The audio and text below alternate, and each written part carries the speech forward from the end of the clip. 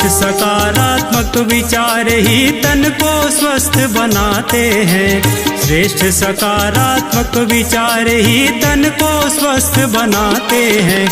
वही जीवनी शक्ति हमारे तन की सदा बढ़ाते हैं। वही जीवनी शक्ति हमारे तन की सदा बढ़ाते हैं। श्रेष्ठ सकारात्मक विचार ही।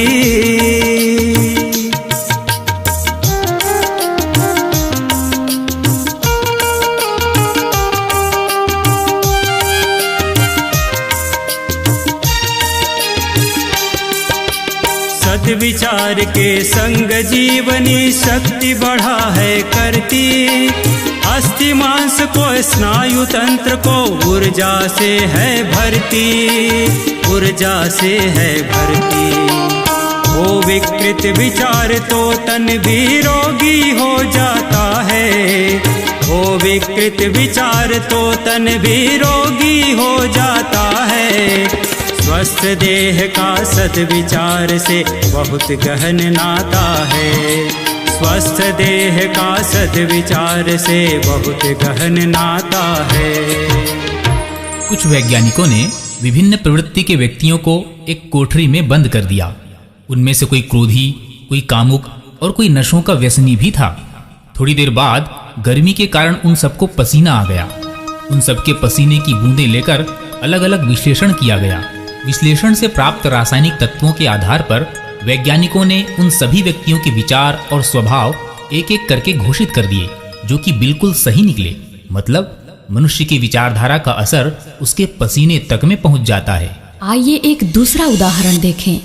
एक माता को एक दिन किसी बात पर बहुत क्रोध आ गया। 5 मिनट बाद उसने उसी आवेश की अवस्था में अपने बच्चे को स्तनपान कराया।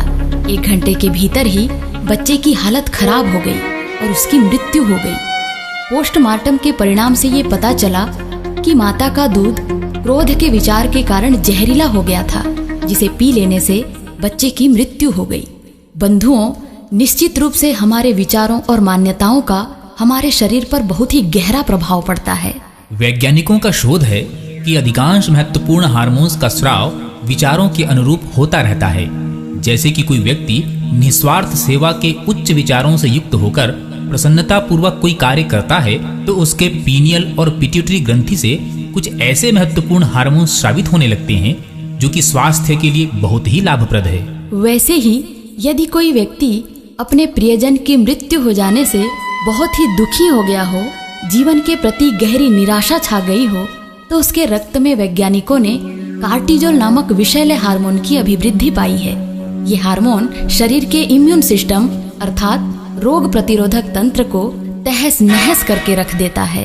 क्रोध के विचार से भी शरीर में कार्टिजोल नामक घातक हार्मोन का स्राव होता है, जिससे ब्लड शुगर का संतुलन बिगड़ने लगता है। सोचने की क्षमता दुष्प्रभावित होती है।